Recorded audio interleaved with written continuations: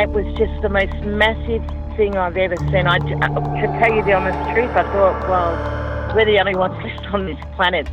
Something's happened. We've missed something here. The fear that went in me when I seen it was just like the feeling. I'd say it was fear, but I've never felt that feeling before in my entire life. It's a weird feeling, like you can't explain it when you don't know. You feel like you're being followed, but you don't know what it is. We had two to our right, another one in front of us, another one to the left, and another one just across the road, shaking the daylights out of the tree. All we get was a big red eye. I remember waking up and looking at the end of the bed, and there was a figure there, almost insect-like, and then I blacked out.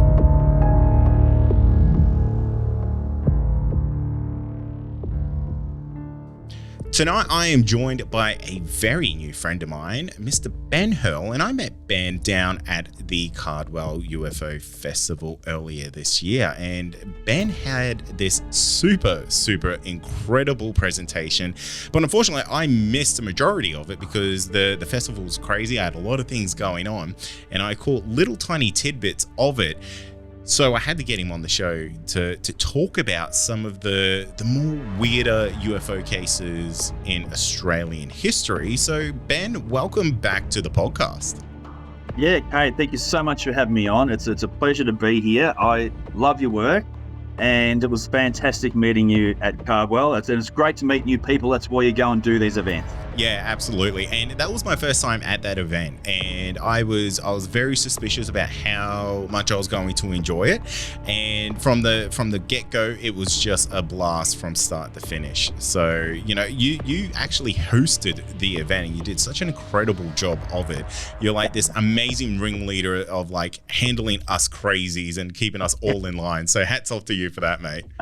Yeah, thanks for that, mate. Because I come from Victoria, and we had no pre-meeting or just strategy discussion or anything. I just rock up to the hall on the day, and it just happens. Yeah, absolutely. It was like, just get into it. And the speakers were like so varied. You know, you had a lot of people who were like very grounded, some people who were like a little bit in the middle, and some people who had some like very different thoughts to I guess a lot of the phenomenon.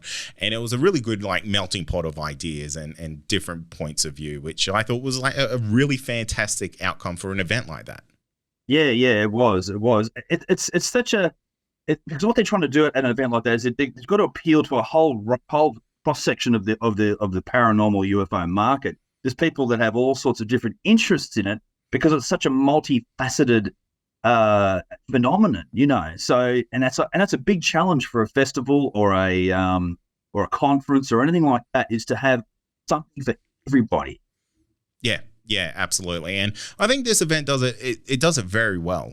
And I highly recommend anyone who's kind of been on the fence about going to it to definitely check it out, because I'll be going again to all the future ones that I can possibly get to. I'm kind of ashamed that it took me so long to kind of get around to doing it. But now there's no stopping me. I'm going to be an expo junkie. Yeah, 100%. And the thing, like in America, this stuff is there in a huge capacity. And in Australia, we do everything on such a smaller scale. And I've done conferences before, helped organize them, and it is just hell trying to make conferences and festivals and expos. Bringing it together is just one hell of a stress ball for the organizers. So yeah, Australia really needs a groundswell of support for these events like Cardwell. And this as well as my third time going up there. And I just said I've got to support an event like this because there's no other one like it in Australia. Yeah, it has potential, and we need these public live events where people interested in paranormal, interested in the UFO field specifically, can come along and interact with professionals in the industry, experiences, and just it really becomes alive for you once you get into that environment. Yeah, absolutely agree with everything there. But mate, what got you into the world of UFOs and the unknown? Because it's not something that a lot of people kind of just stumble into. Some people kind of have an experience with UFO, or they know someone who had an experience. Like for myself, I kind of got into the weird and the wonderful because my dad told me he had an encounter with a Flying Dutchman, of all things. Wow. And he was a fisherman. And so my entire kind of childhood growing up, he was always away at sea. So for him to come back and say, hey, guess what? I saw this ghost ship.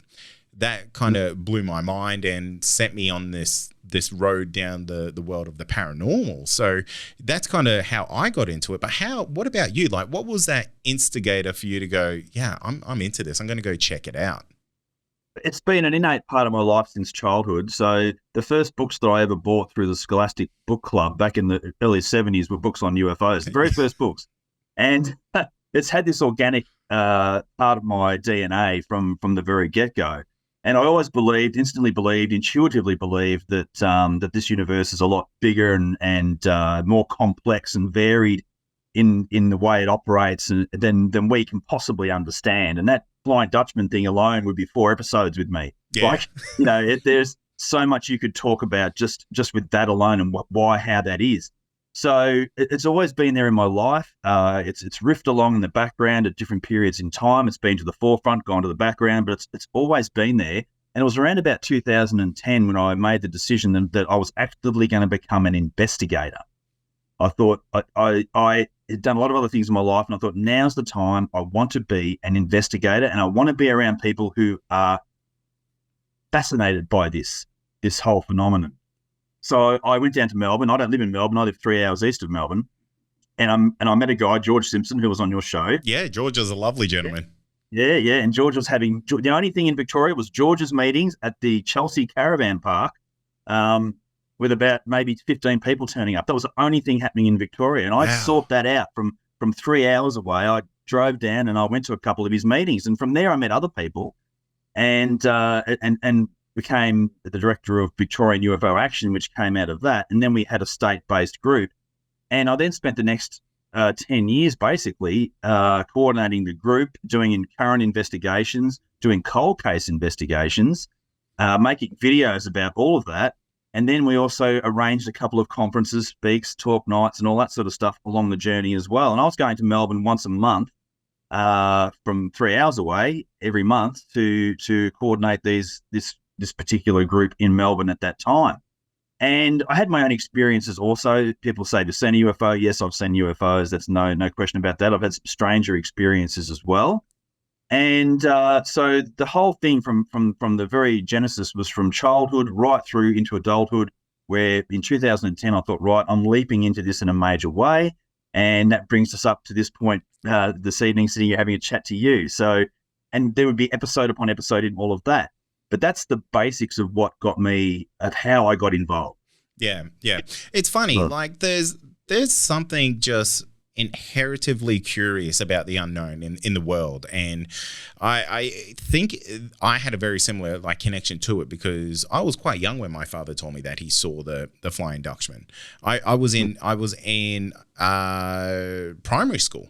So I was very, very young, and I was very much like the same as you, is that as soon as those kind of school book clubs came around, I was always the kid getting the weird books. That's me. Yeah. And I've got a vast collection here. two peas in a pod, mate. Yeah. I actually sought out the book. My primary school had one book on UFOs, and I borrowed it. And then when I was an adult, I thought I must track that book down. And I actually did. I found it, and I bought it, and now it's in my collection. The very first book that got me interested. So it's it's come full circle in that regard. Yeah, it's so funny, Ben, because I am on the hunt for 2 books that exist out there.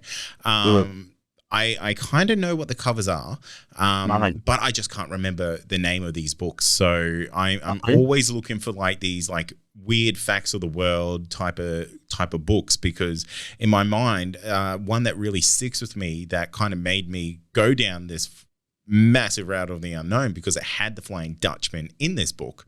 It was like this UFO on the cover. I swear it even had Nessie on the front, and it was all kind of like illustrated throughout it because obviously it was for young children at the time. And I am on the hunt for that. I would pay just ridiculous amounts of money to get that back into my library. And the second one was this almost tiny pocketbook that somehow knew every alien race that existed and kind of cataloged them within it. And it was kind of like in this maroney brown little book. And those two, for some reason, just really stick in my mind. I might be able to help you out with some of that. So after the show, I'll send you a couple of images. Yes, that would be amazing. I think you're the man to help me out. But so you go from like having this just, I guess, general curiosity about the unknown and kind of knowing that, or having this feeling, that we're not alone in this universe.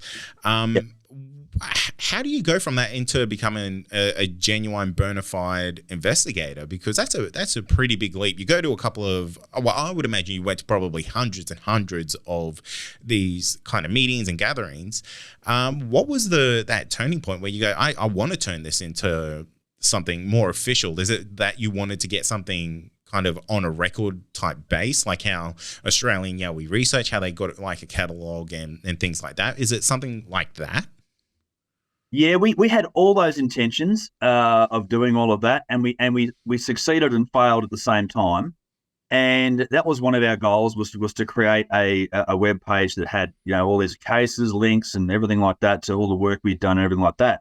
But as you probably well appreciate, the amount of work that goes into putting all that together is huge. And when you have limited numbers of people, time, and cash, that all conspires against you to sort of achieve that. And that was kind of like a byproduct of what I wanted to do from a personal perspective. Like, for me, it was like, I want to stand in a field.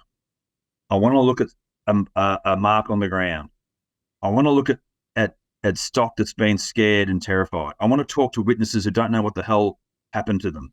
And that was the personal connection for me that made me say, and I want to be able to do this. I want to become a professional in this particular field. Yeah. Now, there's courses you can study and all that sort of stuff, but there's not actually any defining qualification to be a researcher. You just have to have the burning interest. I think that's the first and foremost thing. Anybody can do this. You don't need, and I hate the word ufologist, because to be an ologist implies that you've studied something at university to become an ologist. An archaeologist, a biologist, it's and no one is a ufologist. You don't go to, absolutely. You don't go to Sydney or Melbourne University and study a 5-year course and do a postgrad studies in ufology. So, so that doesn't exist. For me, it was about, you must have the burning passion, desire, and curiosity about it. You must have an open mind, but you must also apply that to some level of scientific analysis as well. So I was never from the point of view of just accepting what I was told or accepting what I was shown, or even an agenda of proving that UFOs exist. That's not my interest. I'd never had any intention of proving UFOs exist. I did it because I loved it. Yeah. It wasn't because I had some overwhelming agenda to bring this out to the world and show people. No, I was doing it because I just loved it myself.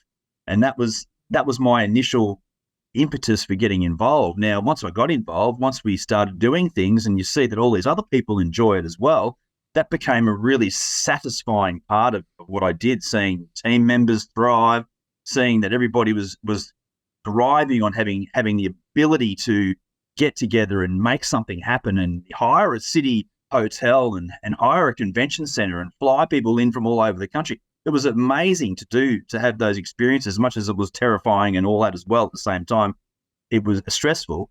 The net result was fantastic, and we did a lot of really good work in that field. So all of those things sort of compounded from personal obsession, personal interest, through to having a broader goal of bringing it to a team and then bringing it to the public, whoever the hell's interested. Because, in the public, it's like everyone has an opinion on. So, like, not everyone's into UFOs. That's a fact, and when all this stuff comes out, ultimately, it's going to be a lot of people who have to have some worldview shifts going on, I can tell you. But for someone like me, you, and other people are out there who listen to this program, it's not a big jump to, if the official word comes out, it's not a big shift for us. But for other people, it's a huge shift, and I've encountered every type of attitude along the way about this topic, from outright believers to outright debunkers and everything in between along that scale. Yeah. So you find that, and you can't make people believe or not believe. It's completely up to them. That's a personal choice. But one thing I will say is, now I don't care what the weekend's golf results were, right? But everybody has an opinion on UFOs. They exist, they don't exist, or they're not sure. Yeah, absolutely. You're spot on. And it's funny because, like, UFOs are one of these things that I haven't really encountered it with anything else, because people either believe the Yahweh exists or they don't, and they think you're crazy and they kind of move on. But with UFOs, I feel like nearly every person has some type of emotional connection to that question. Exactly. And exactly, I don't know what it is, and I don't know if it's a realization of we're not the only things in this universe, and does that make me insignificant? Or is it like a sense of fear about it? Or I don't know what it is, but people genuinely have more emotive responses to do you think aliens are real? Do you think UFOs are real? And the ones that have the most trouble with it, I usually find kind of chuckle about it and make a laugh and like trying to make you feel silly about it. Right. And I don't know if you've kind of found that yourself. Oh, 100%. I recently went to a work seminar in Melbourne, and they'd said to us, you had to introduce yourself, where you're from, and something about yourself that nobody knew. So I say, I'm Ben, I do this, and I investigate UFOs. Wow, you get such a polarizing response to that from people. I could imagine. This is in a business meeting, and I'll just come out with, I'm loud and proud when it comes to this sort of thing. I'm not afraid to talk about this in front of anybody. And one of the guys just said, that's just not real. He said, that's just a complete waste of time. He says to me, have you seen one? And I go, yeah, I have, but it's not about me seeing one, that's great for me. But if I see one, you didn't see one. So that doesn't do anything, And I said to him, you're entitled to feel however you feel. And I'm not going to try and influence you one way or the other. I'm not pushing something on you here.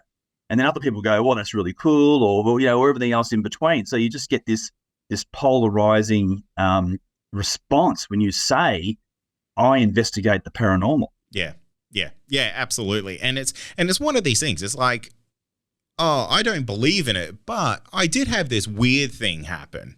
I'm not saying it's that, but something else happened that was weird.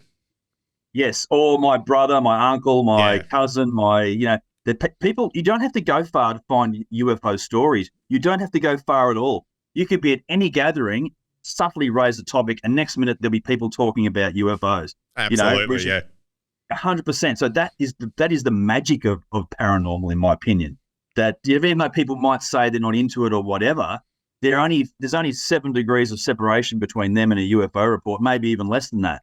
So it's a very very common, even if it's not part of your direct daily experience, everybody is not that far away from an experience. Oh, absolutely. I would even say it's 3 degrees. There's 3 points of contact in someone's life who would have an encounter with something that they can't explain. Yes. Yeah, it's extraordinarily common. It is. And I think that's what people have to realize, that it is such a common occurrence. People say it's an extraordinary thing, and it is, but it's also very common. Now I'm not saying that you could go outside and look at the night sky for a month on end and see nothing but satellites, right? And the International Space Station, and that's about all you're going to see up there. And the paranormal is a little strange like that. But if you walk out and take your bins out one night, you could see a flying saucer at low altitude right in front of your eyes. So that's the the strangeness of the phenomenon too. It finds you. You don't find it often. Yeah, you know? absolutely. Oh, 100%. And that's something that I always bring up with this podcast is that the guests that come on here are so varied. Like we've had lawyers, we've had doctors, we've had a surgeon come on here.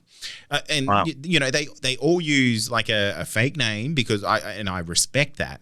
But right. the paranormal or the, you know, the weird and the wonderful, like it doesn't discriminate. Like it doesn't give a crap who you are. If you're going to see something, you're going to see something. Yes. Yes. That is so true. You are kind of almost destined to this result if you're going to be a part of it.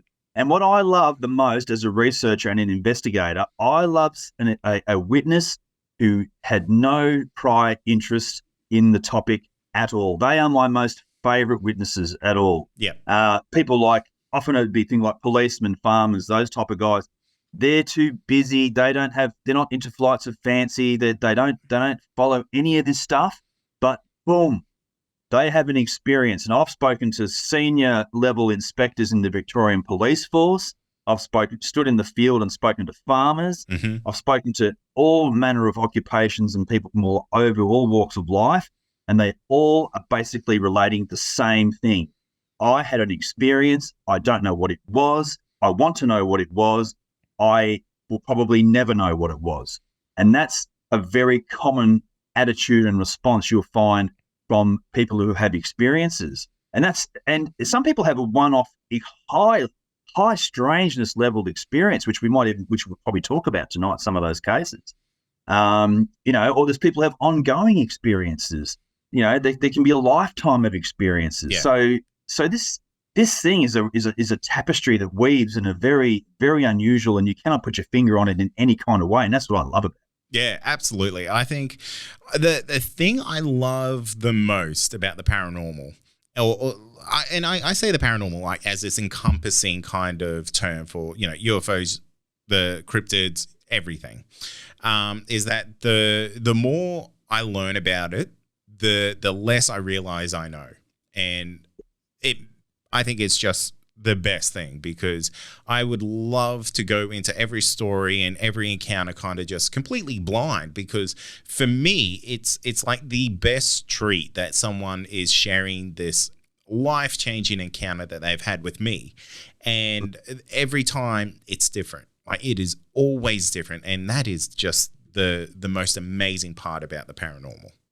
Oh, it is, you know, and it's a position of trust when someone wants to share their experience with you, whether it's standing around a barbecue or sitting down with an investigator and a notepad and a video camera, whatever level that is, someone trusts you enough that you're going to listen to the story, that you're not going to ridicule them and put them down. It's a position of high responsibility. I regard that as anyone who is investigating it, anyone who is open-minded about it, and people need to be encouraged to bring these stories out. I just weep for all the stories we've never heard about. Yeah, absolutely. And that's exactly it. You know, like for every one person that comes forward, there would be thousands of others who are the complete silent majority, which is, I don't know, like I really hope we see a changing of that tide, because I like to think that, you know, people like us, we create these really safe spaces for people to share their stories.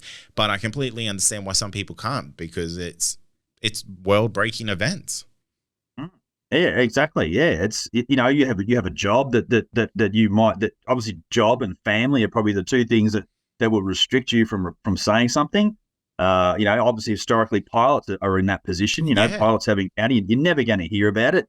Even if they do report it, it's going to go to the airlines records, and you can't FOI an airline. No, you know, and they all sign NDAs, so they can't talk about anything. They don't have to tell you anything. Yeah, you know, the government's responsible for telling you things, and you can FOI a government. You try and FOI Qantas, see how far that gets you.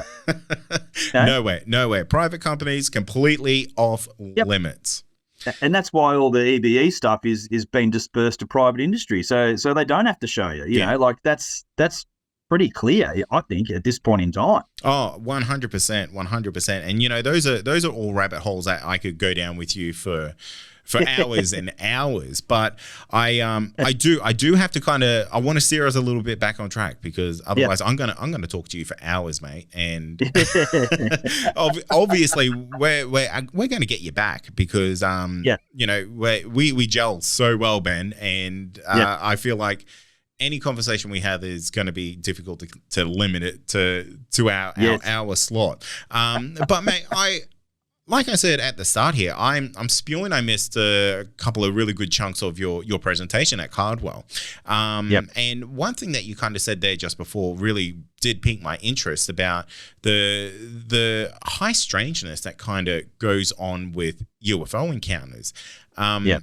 It doesn't really seem to kind of happen with the paranormal. Happens with Yowies a lot. Yes. But UFOs all the time. So, mate, have you got some cases that you can kind of share that kind of go down that route?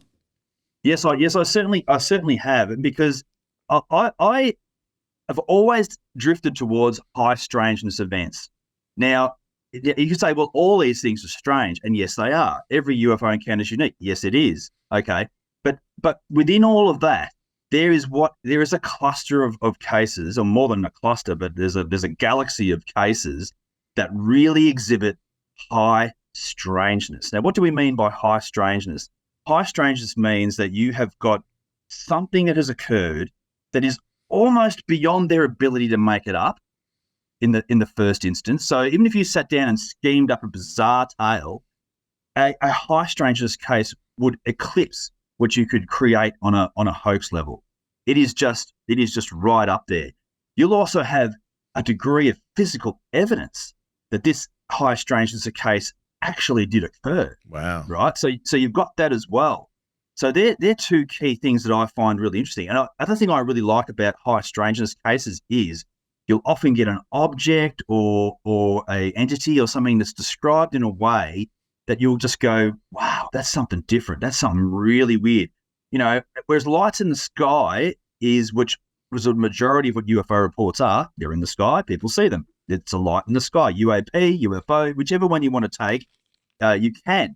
Now, there are high strangeness lights in the sky cases, but I tend to find that lights in the sky cases, whilst interesting, there's very little you can do with them. You know, like once it's been and gone, that's it. But with a high strangeness case, there's a much greater chance to interact with that case, with those witnesses and with what occurred. That's why I love high strangeness. Now, you might say high strangeness is not that, it might not be that frequent. It is. That's what I'm here to say. Like, you know, now while it doesn't occur every day, every week, or even every decade, potentially, if you look across the breadth of UFO history, you will see that there are many, many high strangeness cases. And I'm going to kick off with one of my favorites, which I love. Now, it's not from that long ago. It's from 1987 and 1988. So it's not dim and distant, but it's about the time when I was 18, 19 years old, just for a timestamp reference on that. And it occurred to a man called Bronte Lloyd, which is, I love his name too. Bronte Lloyd was a farmer, and he had a farm just north of Clare in South Australia at a place called Spalding, which is below Jamestown. It's just a little nowhere community where there's just a hamlet grouping of farms, all big farms in this area. You can drive straight through it. Now, he was a farmer. Now, farmers are, as I said earlier, one of my favorite witnesses to have. They don't mess around. They know their environment too, which is the other key thing to note about farmers' cases. Absolutely. Yes, they know the land, they know the weather, they know the sky, they know everything. So they're very, very good witnesses, farmers. Now, what happened was a series of events that happened to Bronte, and they were all high strangeness. And it started off in 1987, in May. Him and his son were seeding a paddock. Now, as they were seeding the paddock, Bronte looked up and noticed that a group of UFOs had come down and were hovering over the top of the paddock silently. About 4 or 5 discs or disc-shaped objects were sitting just above the farm, watching as he and his son were doing the seeding. Now, his son decided not to hang around and he took off. And Bronte was left to finish the job. And he finished doing the seeding, looking up at these objects that just sat silently above the paddock as he did it. Now, the very next morning, he awoke before dawn, and he said he was lying in bed and it was as though time and space was suddenly suspended. Time and space suddenly suspended. He was aware of a pitch blackness, total blackness, and freezing cold. He couldn't move, and he thought he was having a heart attack. This is the night after seeing these objects above the paddock.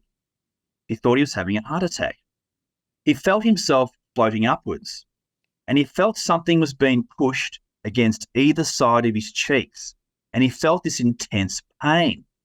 It was like being stung by insects, and he felt these tubes going into his cheeks. And he grabbed the tubes and they writhed in his hands like snakes. And he was trying to pull these tubes out of his cheeks.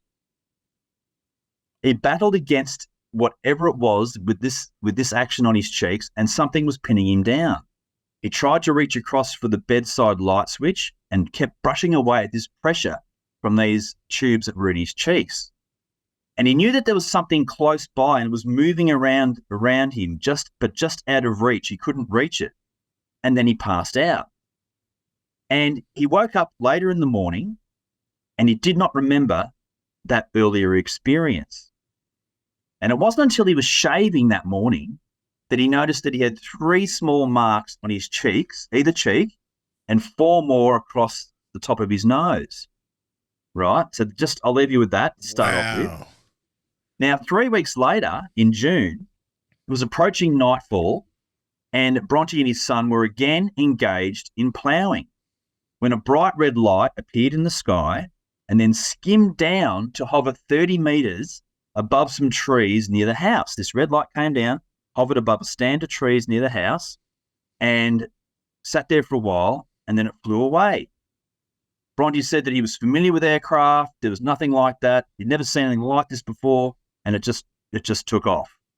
Now, Bronte returned to his house and his son went away. His son wasn't living with him. He had his own separate property. And Bronte returned home. Now, shortly after he got home, a visitor came calling to the house. Now, the first thing was the dogs went absolutely berserk. The farm dogs went crazy. And he'd never seen them acting that way. They jumped into the air and then they cowered, jumped into the air and then they cowered. And he looked out and there was something near the stand of trees. Oh, I'm getting chills, Ben. It's a bloody ripping, so it's a ripping tale, I tell you. Now, at first he thought it was a car because this is dusk. This is around dusk time. Now, 50 metres from the back door was where the stand of 12 trees were. Beneath the trees was a shiny craft, and it was about 4 metres in diameter, 2 metres high, circular in shape, and sitting on a square base, and the object had portholes that went all around it and 3 large headlights on its front and supporting legs on the ground. Now, as the dogs continued to howl, bark and jump up and down, Bronte left the house and walked slowly over towards the stand of trees. And he was now aware that he wasn't looking at a car, he was looking at some type of flying apparatus that had landed in his paddock. Now, he fled back to the house, scrambled to find a torch, and he found one, but the batteries were flat. So he goes to find more batteries to put in the torch. And he also called his family, who were actually at a nearby property. And he said to them, "Don't come home. There's something here. I don't know what it is." Right? So the family was scared and they stayed away. So he's terrified, he's shaken. He slumps into his lounge chair in the lounge room. He just doesn't really know what to do. The next thing he's aware of, footsteps. Oh, no. Footsteps. Bronte says, "I won't forget them. They were short, close together, sounded like someone walking on or in plastic. I sat in the chair, staring at the door. I wouldn't open it. I was scared stiff, right? This is what he says. He got out of the chair and he steeled himself. He walked up and he opened the door. And he had seen that a light had been flicked on in the kitchen. And he noticed two beings moving through the room in a darting action and in a blur. So when they moved, there was a blur. So they'd moved from point A to point B very fast, and there was a blur of as they shot around the room, these two small beings.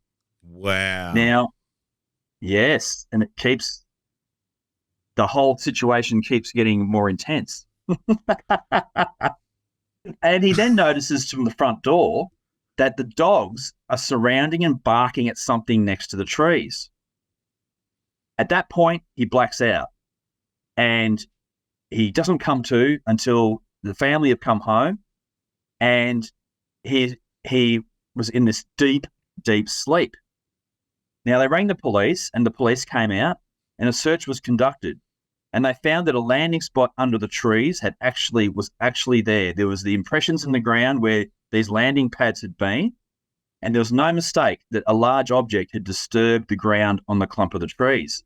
Strange footprints were also found near the trees where the object had been. Witnesses, these strange footprints had been found there too. This is in Clare, South Australia, 1987 time period. Now, this is where it gets really, really strange. On Bronte's face developed two large brown patches on each of his cheeks. Now, one would grow larger, the other would shrink. Then the other would grow larger and the other one would shrink. And then they would move around on his cheeks. These brown marks that look like birthmarks would move around on his cheeks independently into different positions.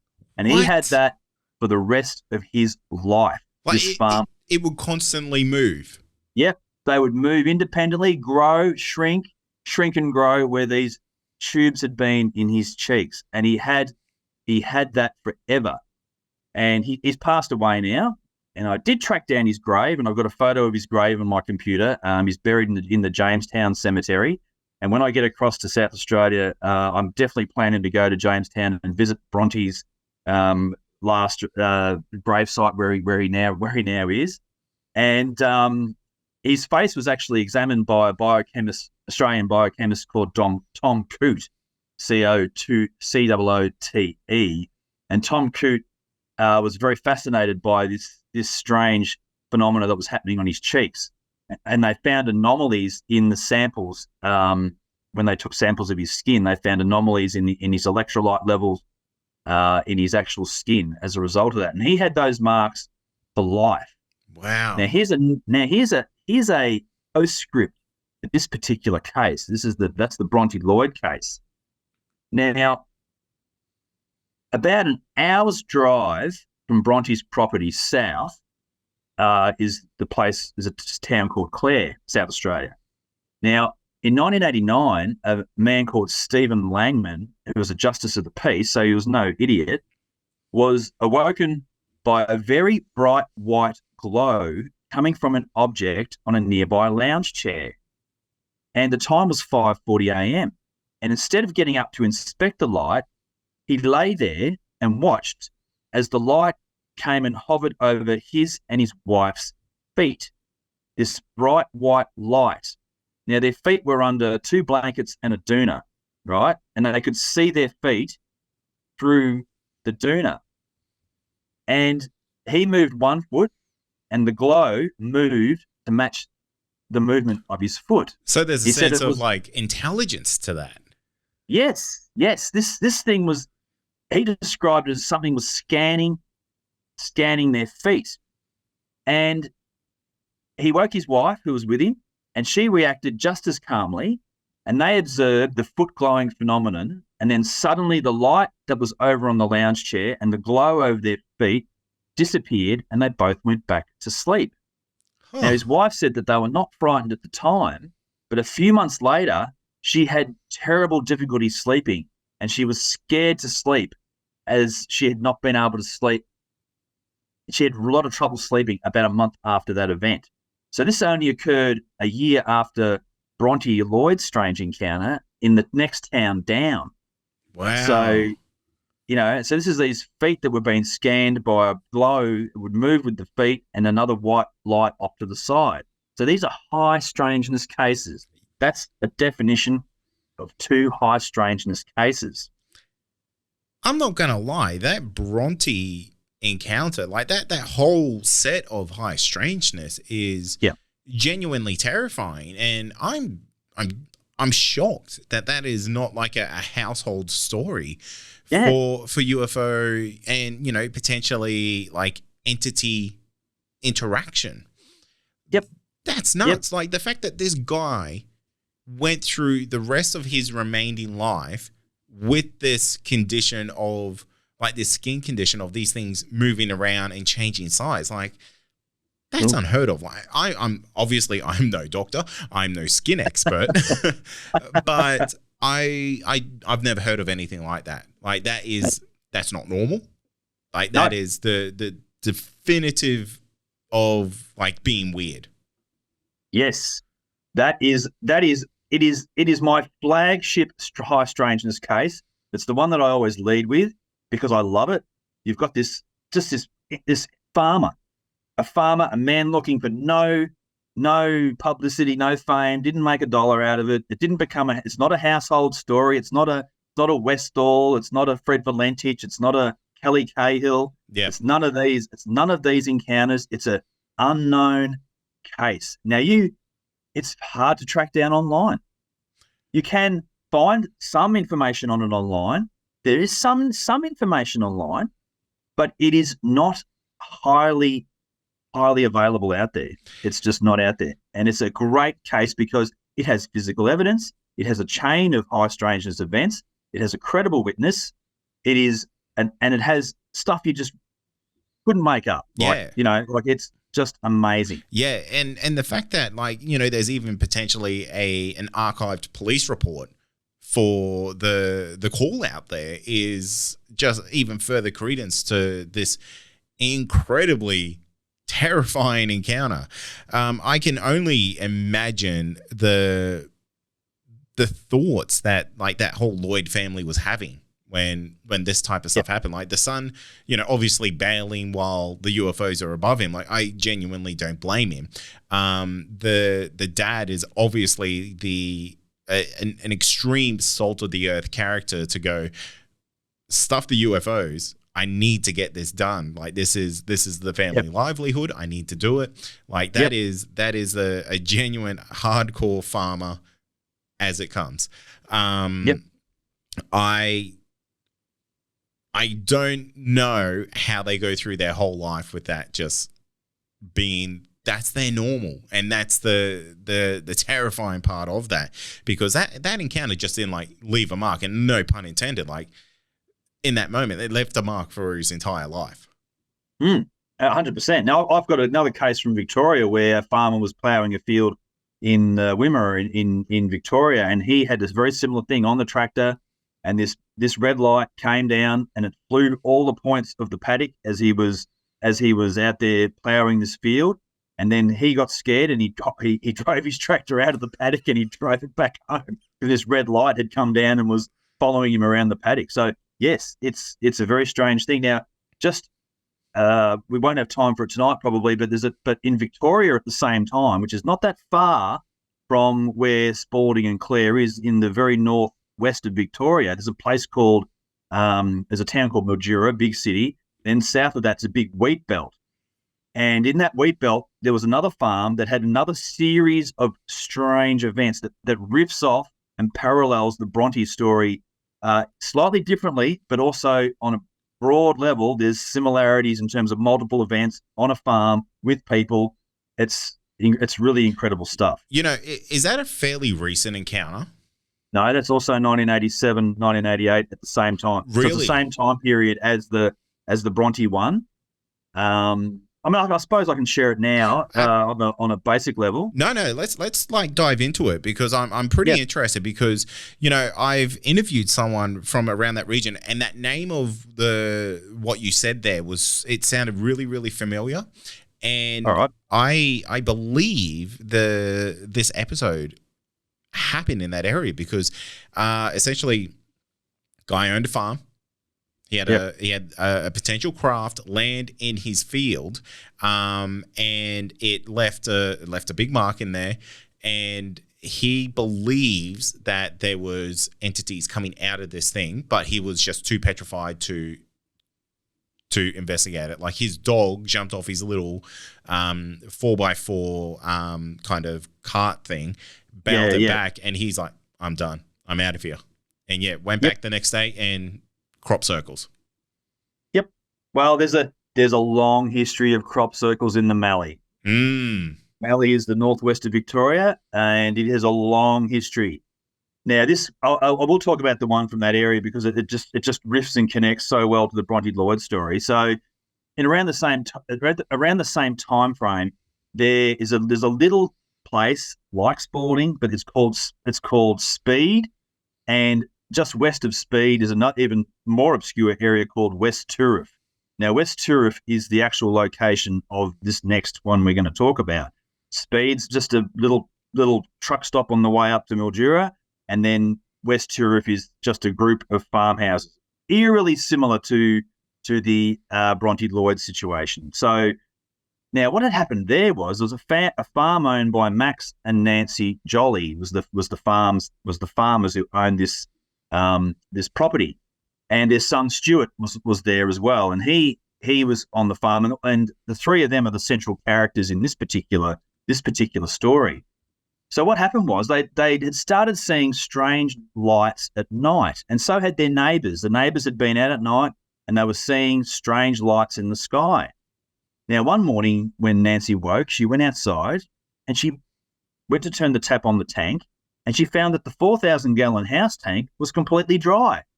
There was not a drop of water in it, whereas the day before, the tank had been completely full. Overnight, there's no water. There's no water on the ground. The water's just gone. And she was puzzled. They said they had no idea what had possibly happened to 4,000 gallons of water from their tank. Now, on another evening, the son was home and he was asleep in bed, and all of a sudden he heard this extremely loud noise like a jet engine mixed with cicadas, this high-pitched sound. He runs outside the house and there's just a vacant sky.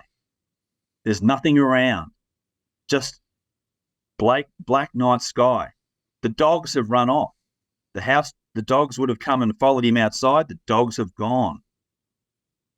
Then another night, while his mum and dad had gone off to a meeting, all the sheep in the sheep paddock, 700 ewes, 700 of them, right, are all bleating and going crazy. And he walks outside and he looks over to the sheep paddock where there's 700 ewes. They are all climbing over the top of each other in the far corner of the paddock, and they're all trying to get away from something. Oh, wow. And on the other side of the paddock is this giant golden globe that's hovering there. And it's slowly pushing the sheep all into the back corner of the paddock. And the sheep are just going crazy. And the neighbours' sheep are going crazy. They're all running and jumping over fences as well. All the animals are going stark crazy. Now, his mum and dad, and the object takes off. His mum and dad come home. They get a couple of torches. They go out into the paddock. And the sheep are just all frothing at the mouth. They're just terrified sheep. Now, as they're walking around, they also find a wedge-tailed eagle. And the wedge-tailed eagle's on the ground, and it's just totally disorientated. It's flapping its wings. It can't fly. It's like the bird's drunk. And so the bird and the sheep were both completely out of sorts. Now, the next day, they went back to the paddock and had seen that the eagle wasn't there, so it must have come to its senses, and it must have flown off. Now, they were due to do their harvesting of the wheat, and the two harvesting contractors come in with the big combine harvesters. They go into the paddock to start doing the combine harvesting. They sit 5 meters off the ground. They stop the combine harvesters, and there's 5 rings in the paddock. No.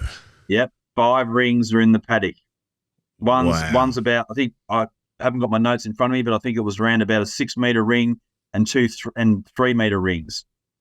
Now, they had an investigator come up from Melbourne, John Ockertell, who I know John personally, and John came and investigated the crop circles. Now, they found there was actually a vast variety of circles right across the entire farm, plus the neighbouring farms. There was over 400 circles. Oh my goodness. 400 circles. Now, when you were in the circle, it was hard ground. Outside the circle is soft, tilled soil. It was in the ring, it was like it had been baked. And it was baked down to about 8 inches. Hard baked ground. You could hit it with a crowbar, and the crowbar would just go in your hand. Geez, that has to be some intense heat to do that. Yes. And all the wheat is bent over, not broken, and it's all weaved in a clockwise or / anti-clockwise pattern. Yeah, kind of typical crop circle, not behavior, but like Yes. I guess attributes. Traits. Yeah, attributes or exactly. That's exactly right. So that farm and that they had a whole series of these type of events occurring over multiple periods, multiple weeks with them and their neighbours. So what I like about that particular case is it's also a high strangeness. There's physical trace evidence, and you've got multiple witnesses, multiple people affected. You know, in Bronte's case, you could say, he's just having a dream. No, he wasn't. He's got these marks on his face that moved around and grew and stuck for the rest of his life. Something happened to that man. You know, got the Jolly family, who I've actually looked into that area, and both Max and Nancy have passed away. They're not around anymore. And the son, I tried my damnedest to track him down, and I'm like a bloodhound when it comes to looking for people. And I traced him to the Northern Territory, to Darwin, and I found he had an ABN up there, because ABN search is a great way to find people. Oh, the best way. And I did an ABN search, found his name, but I have not been able to track him down. So I know he's in the Northern Territory somewhere. But I would love to talk to him about those experiences that they had on that farm at that time. I even at the time made inquiries in the local area to find out, where the family was, and that's what I found out. And I just kind of had the same feeling that Bronte would be dead too. By the time I was getting into this case a few months ago, I thought, I bet he's dead too, and I found out, Bronte's passed away too. So unfortunately, now these both were spoken to by investigators at the time in both cases. Colin Norris in South Australia did a full investigation on the Bronte Lloyd case, and John Ockertell in Victoria did a full investigation on the West Turif, a Jolly Farm incident as well. So they were investigated. There are some notes out there. You've got to dig to find them. And John wrote a report on the circles on the West Turif farm. So there's some information out there, but like all these cases, it's drifting, it's disappearing, it's being forgotten. People don't know about them now. It's not in the media.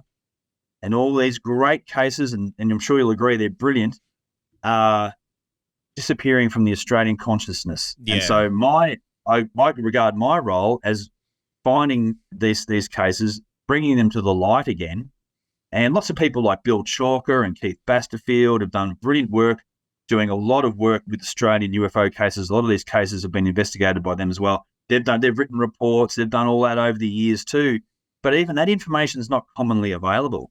You have to be following Bill or Keith or dig out their old reports, and it's not easy to access this information. Now that's just 2.5 of many high strangeness incidences. So another one I want to talk about, which is also equally fascinating. We've got time for another couple, mate. Let's do one more, because I'm going to have to get you back on, because you're too fascinating of a bloke, and you're a great storyteller, because these two encounters that we've kind of spoken about here, like they have genuinely blown my mind. And the fact that that Jolly encounter, animals don't lie. Like animals don't lie. If an animal is scared, there is something there. And that is the most telling part of that entire encounter, in my opinion. But mate, let's finish with one more, because I'm going to get you on for a whole series. We're going to do like the unknown Australia. Yeah. Let's do it. Let's do it. I'm keen. There's a lot of gold here, I tell you. Definitely. Now this time we're going to go to Kempsey. So Kempsey is in New South Wales. It's on the Macleay River. Now, this is long forgotten to history as well too, but Bill Chalker investigated this at the time.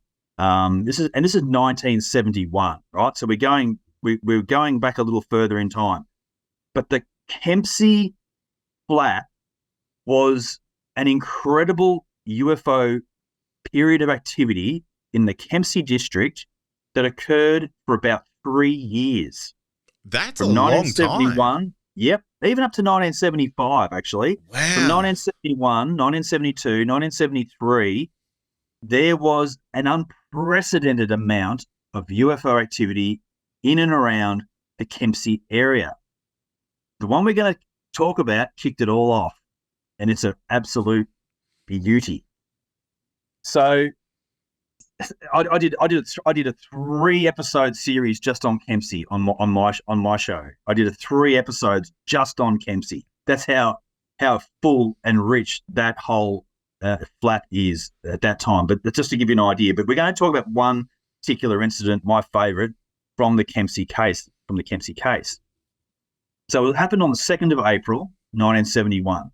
There's a couple of months in Australia that are important to UFOs. April's one of them. October's another one. Right? So this happened in April. So the reason I say that is because if you're familiar with Westall, Burke's Flat, all those cases, they all occurred in April in different years. So April's always been a significant UFO month. Now, there's a little town just out of Kempsey called Greenhill. It's just a 5-minute drive off, and it's right on the Macleay River. It's only probably 3 blocks of houses, not very big. Now, one of the most extraordinary things happened there on the date of the 2nd of April at 10 p.m. Now, a man and his wife had been out visiting friends. They came home, and about 9:30 they got home, and they're sitting in the lounge room, they're watching TV, and the man's playing with the baby on the floor. He decides, I want to get a drink. So he walks out to the kitchen, doesn't turn the light on, and as he walks towards the kitchen sink, he sees a face staring in through the kitchen window. A face, this white face. Now, the window is 7 feet off the ground. Okay? The window is 7 feet off the ground. This white, he described it as a white, circular, round-shaped face was looking in through the window.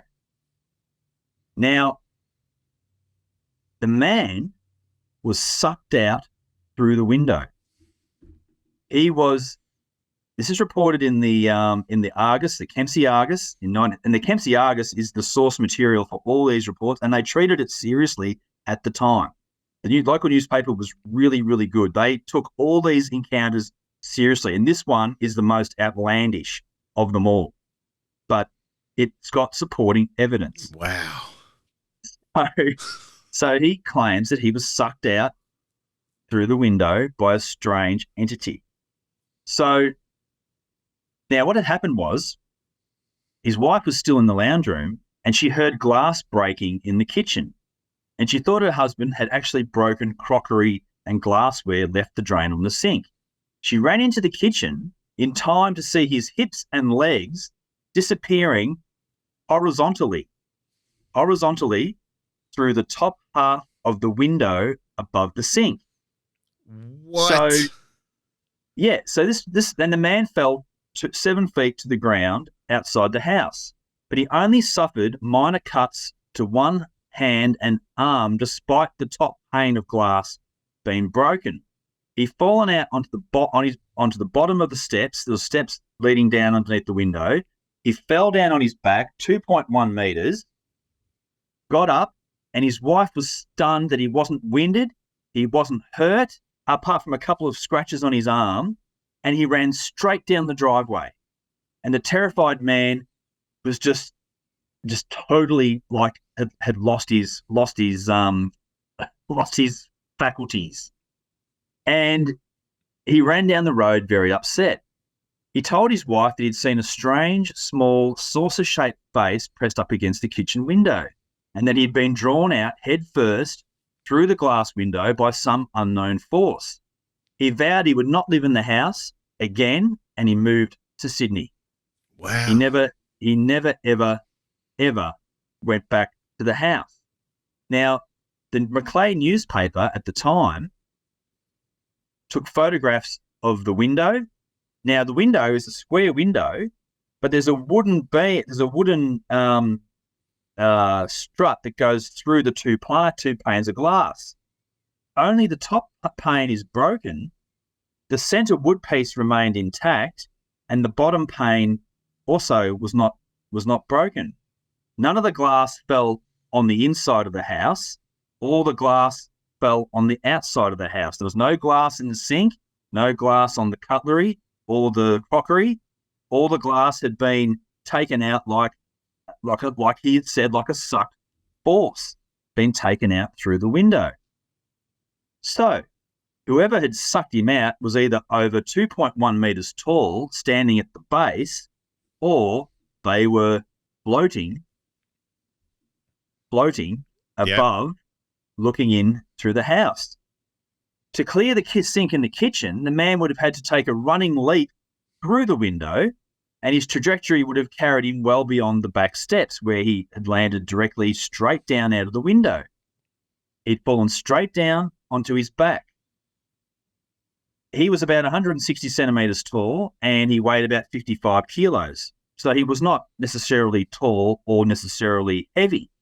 And he was standing at a sink about 45 centimetres wide. His wife insisted that when he went through the window, he was not struggling or thrashing at all. He was just going straight through the window. And he went through a glass plane, 51 centimetres wide, and 25 centimetres high. So it was quite narrow. Very narrow. Yeah, very narrow, very oblong-shaped window. Touched nothing on the sink in front of him. And the next day, he had no soreness whatsoever. So that's one strange case. Now, that's very strange. Yeah. Then there's photographs of the window, of the sink, and what I did, being who I am, I Google Maps walked Green Hill to find the house, right? I went up and down every street, looked at every house, and I didn't actually find it, right?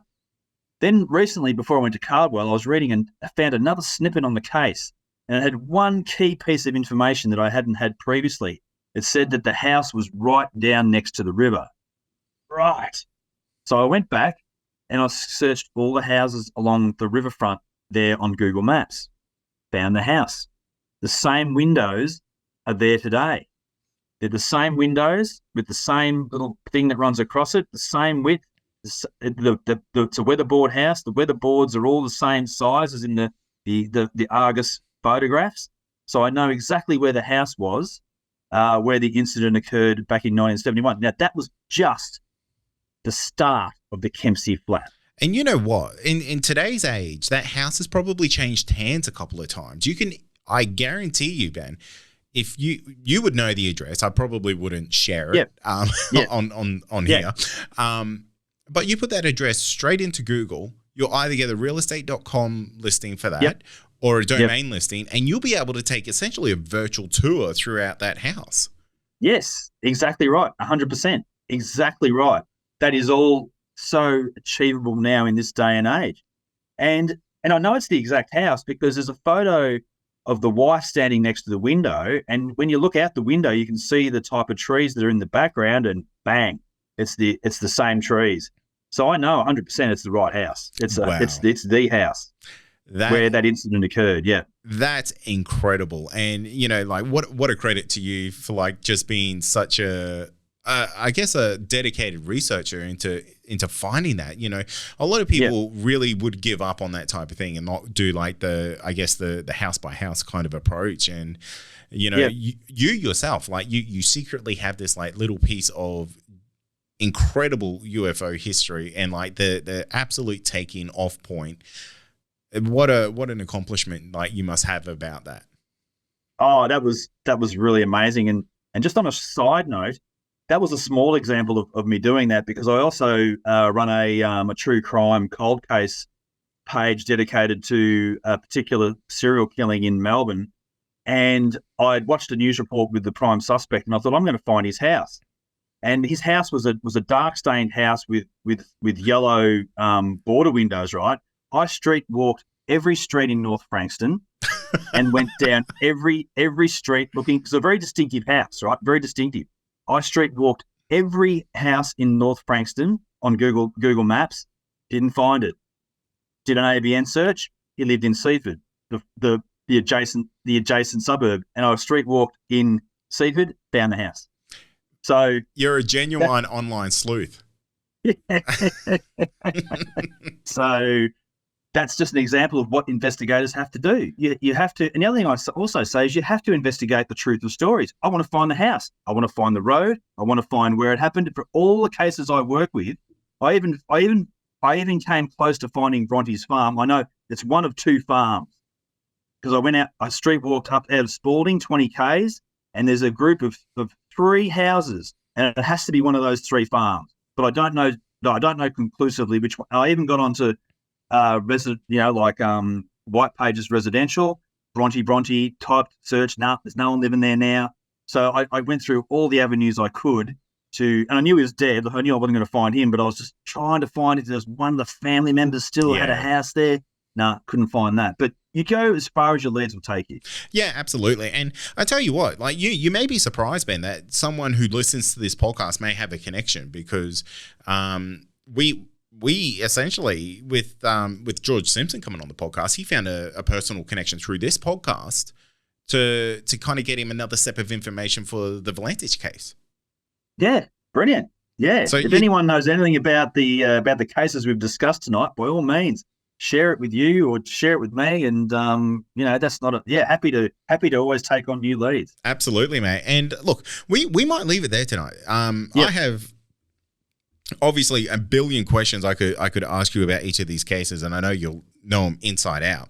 But you did mention earlier that you kind of did a bit of an online thing yourself earlier, where you kind of you spoke about a lot of these cases. And look, this is obviously an open invite to kind of get you back on the show. I'd love to chat your ear off 100 times, and I'm sure the listeners are just completely enthralled with these kind of hidden little gems of UFO history in Australia. And I genuinely had no idea about any of these, and like each one of them has blown my mind and kind of just sent chills down my spine.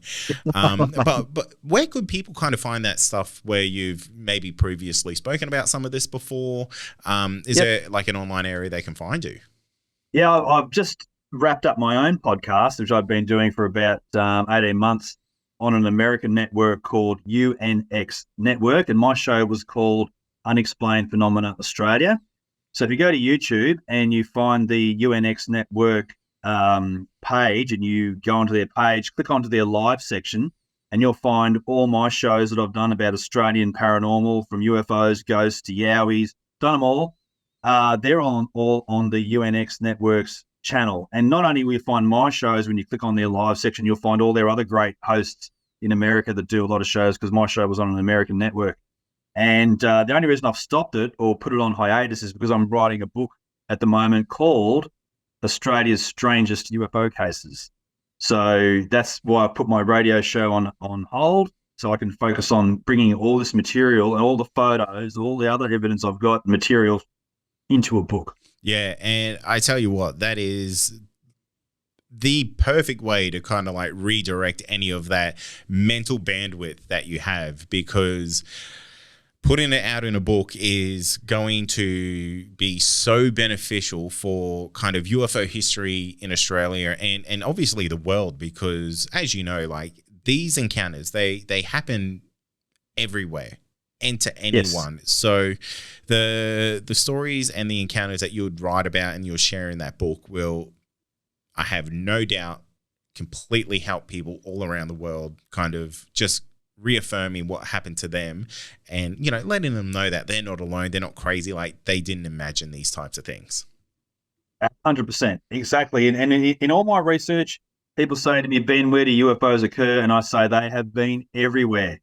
And you might think that's a crazy statement, but no, if you research your local area, you research anywhere in Australia, you will find there is a rich UFO paranormal history everywhere. Yeah. Yeah, absolutely. And it's something I have a little side project that I'll talk to you about probably off the air, but maybe I can talk about it when this episode comes out. We'll see. But I think it'll be right down your alley. But mate, thank you so much for joining me tonight. It has been an absolute pleasure chatting with you. Again, I could take your entire night, and unfortunately the beast that is daylight savings is now in effect in Australia, so it is incredibly late where you are, and for me it's quite early in the night. So mate, I do appreciate you for taking the effort and giving me some of your time tonight. I truly appreciate it. And mate, again, it's an open offer to get you on the podcast anytime you want. Sure thing, Kade. Thank you very much for having me, and no doubt we'll come back and share some more strangeness tales.